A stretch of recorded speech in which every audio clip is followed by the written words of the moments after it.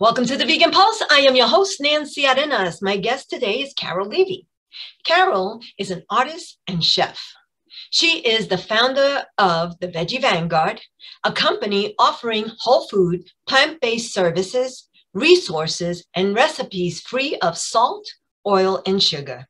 Carole is a culinary educator for plant-powered Metro New York, the Marlene Meyerson JCC, Manhattan, University of New Mexico Towels, and a Food for Life instructor for the Physicians Committee for Responsible Medicine. She currently divides her time between New York City and Taos, New Mexico. Her desire is to encourage and inspire people to take chances in the kitchen, cook without fear, be open to creativity, and embrace delicious, nutrient-dense food combinations for a healthier lifestyle. Stick around. I want to introduce her to you. Hi, Carole. How are you? I'm fine. Thank you, Nancy. Nice to see you. Nice to see you. And you are from New York, where I'm from. So I'm happy to meet another New Yorker here in New Mexico. Oh my God. And I'm so happy to meet you because I'm trying to settle in New Mexico. So first of all, let's start with, how did you come to veganism? Oh my gosh. I don't know. Maybe it was a long time in coming, you know. I was a vegetarian for, I think, 25 years. And I had always thought about being a vegan, but I really hung on to, oh, you need that protein. Oh, you need to have that little side thing. And I just wasn't quite ready to ever give it up. And then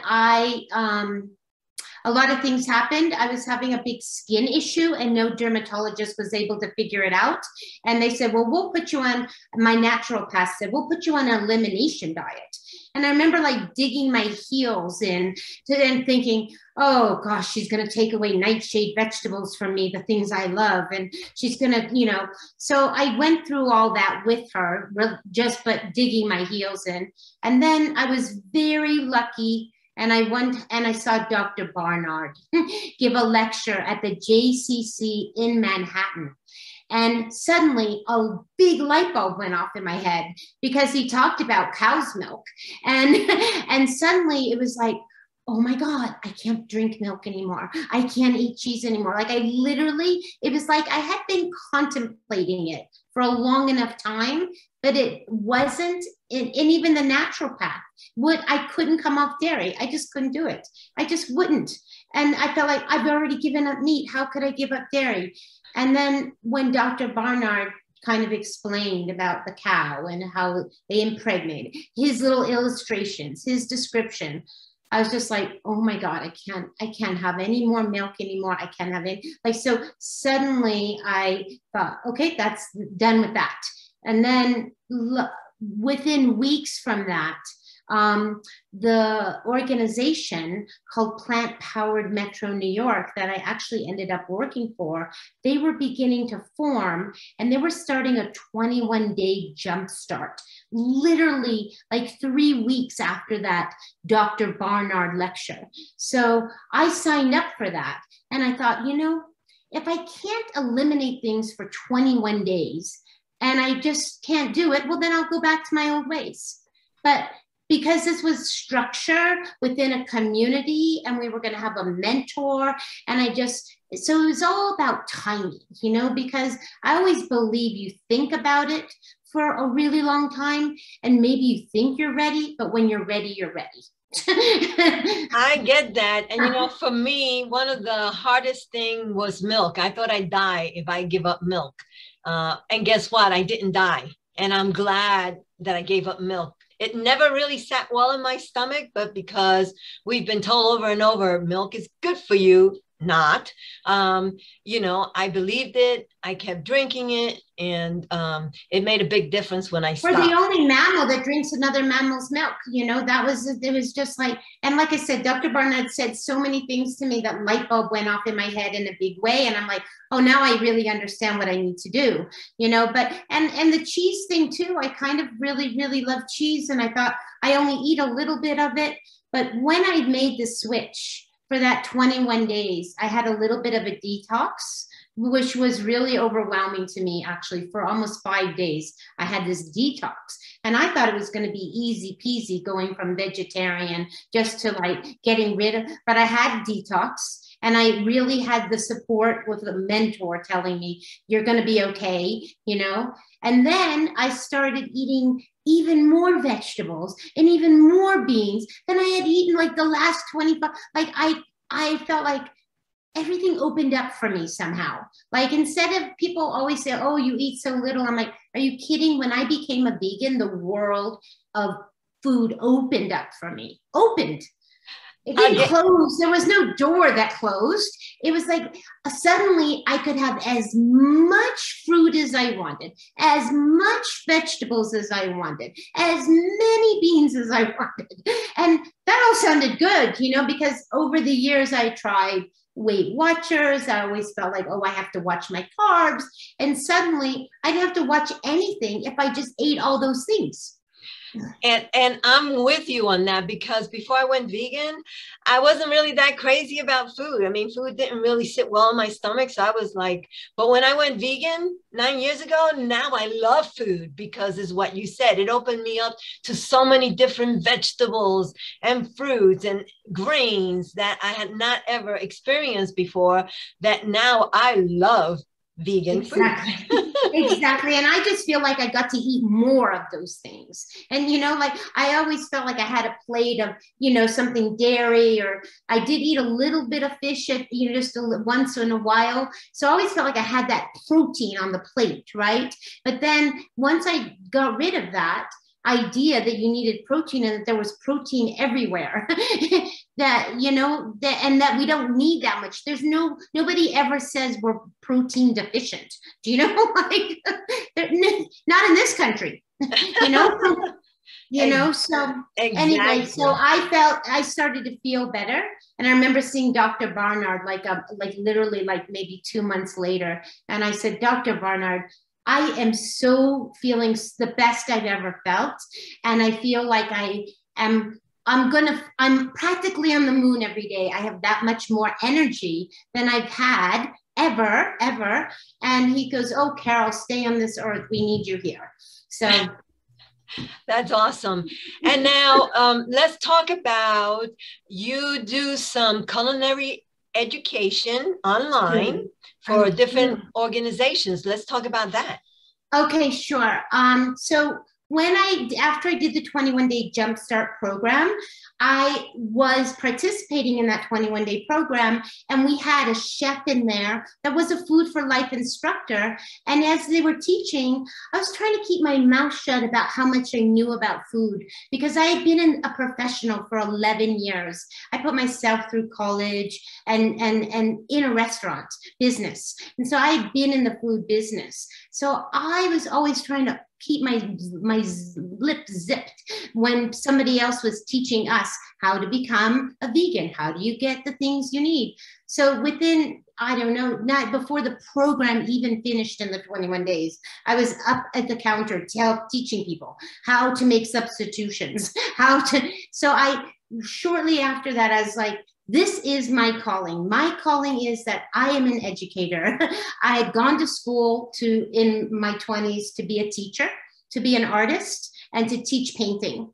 And I thought, you know what? After all these years, I really have the desire to teach. But what I know, like the back of my hand, and what I love the most is eating. And I could see clearly how to make substitutions in recipes. And I started teaching myself things because I wasn't willing to let go of my favorite recipes, whether they were my traditional Jewish recipes in my own home, or whether they were just New York Times recipes that I was reading. I was not going to give up the things that I knew. So I quickly started making those substitutions, and then just went into teaching. And where was I teaching first?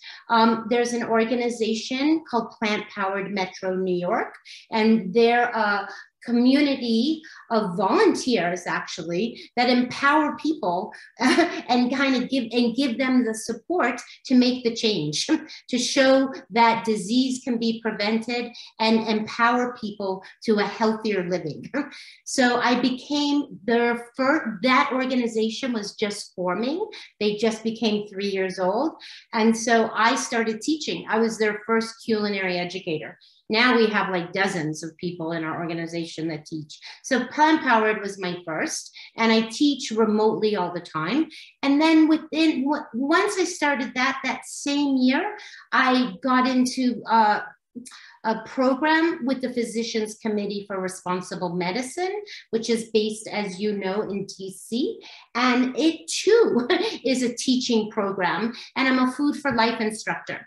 So we teach courses that are 1, 4 weeks, 8 weeks, like series of classes that are all built around preventative disease. So that could be preventing diabetes, managing your weight, helping and treat, cancer. So there's a lot of different kinds of body and your balance, and they're all part of Dr. Barnard's programs and books that he's written. He's built full curriculums. So I'm one of, there are Food for Life instructors all over the world. And so I'm very thrilled to be like an ambassador. And I've watched, and I teach a lot of those classes, and I've watched people reverse their diabetes and reverse their blood pressure. So, people are on medications for blood pressure and they come off those medicines. It's amazing. It is true. Food is medicine, right? It's true. And now, can you tell me, you have your own website, the Veggie Vanguard, where you have some videos of classes you've taught. Yeah. And other things. So tell us about that business. Okay, well, I'll tell you what happened was, as I was starting that year, that was 2019, right before the pandemic, I had not only started teaching, but I was starting to appear on I was Chef AJ. She was very supportive to me, and I had met her, and I had been a prep cook for her at the JCC when she came from Los Angeles to New York. And I met her, and before I knew it, she was inviting me to her show. And then right shortly after her show, it was like everyone needed to get a hold of me. Like there was suddenly everyone, as I was teaching in a very short period of time, people were saying, how do we get a hold of you? Where do we find your recipes? So I made a business called the Veggie Vanguard, and I made a website, and I put as many recipes as I possibly can. And I put all the demos that I do on that website. And I offer all the different kinds of services, because I do teach one-on-one sometimes. I do teach at corporations. Sometimes they want to have a program for healthy eating. So as many things as I can possibly do to educate is my goal, because I believe that you can't do all this by yourself.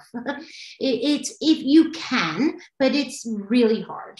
The support of community is everything. Most definitely. And one of the things that I'm really happy about is that you are going to be doing a cooking demo at the upcoming Red and Green Veg Fest, Albuquerque, on August 20th. And I can't wait. Oh my God, I'm so excited to be part of it, because I know the Veg Fest happens all over the United States, and they happen in all the cities. And when I discovered that you and were organizing that, I was excited I'm very thrilled to be part of it and look forward. And I've been thinking, what are we cooking? I'm always, what are we cooking? And I also do a once a month free demo online for Plant Powered Metro. So once every Sunday, I'm on YouTube, and it's every month. And the Sunday, it's always a Sunday. It's always at 5 o'clock Eastern time. And you can go to my website to find when those times are. But I teach, and people get the recipes free. So it's a pretty great thing. And I have now a little bit of a following. So I'm very happy about that, because you get to connect with people, and that's what it's all about. That is great. And you know, one of the things that you do have that I know that I do, well, before COVID, I was doing a Cooking with Compassion cooking demo monthly at Natural Grocers, which I'm hoping will restart again here shortly. But anyway, one of the things that people always asked me for were Jewish recipes. Ah, yes. You know, because they're like, there's a lot of Jews in New Mexico. It's surprising, but there are. so now I know that I have a resource in you. Yes, yes. And something also, Nancy, that we haven't spoken about, but you know, something that a lot of people are aware of, but maybe some people don't know, is that there is something called SOS free. And that is really something that when I did that 21-day jumpstart, they kind of asked us to try to do that. And they didn't make us, but they said, try to observe eating no sugar, no oil, no salt. And so when I went into that program, it was a severity for me, because not only was I giving up this dairy, but I was also giving up cooking with olive oil, cooking with salt. And as a professional, salt is everything, right?